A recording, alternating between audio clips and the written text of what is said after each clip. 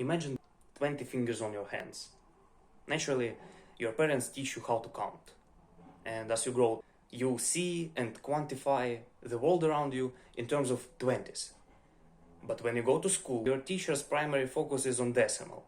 So nobody really bothers to understand your perspective.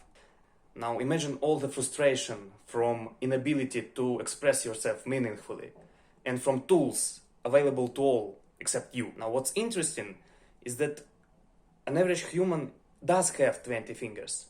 So children struggling with mathematical apps designed for decimal. Case in point, imagine not being able to use a calculator because each number feels like a foreign language. Picture doing your math homework without ever knowing if your answer is correct, or falling behind in physics class. It all comes down to wasting time intended for learning on errors and rechecks done by hand.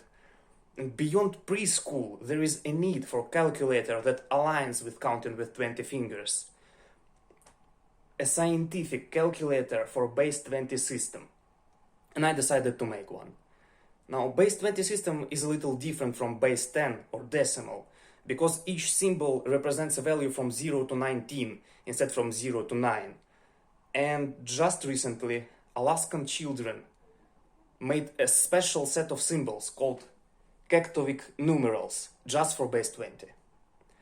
A quick Google research reveals a striking absence of Kaktovik calculators. Now, I may be wrong, and there might be a calculator of that kind, just not in the general access. But if not, implications for education are enormous.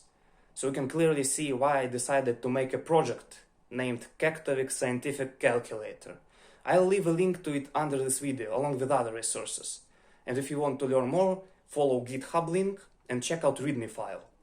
My name is Hlib, I'm from Ukraine, Kyiv, and this is my CS50 final project.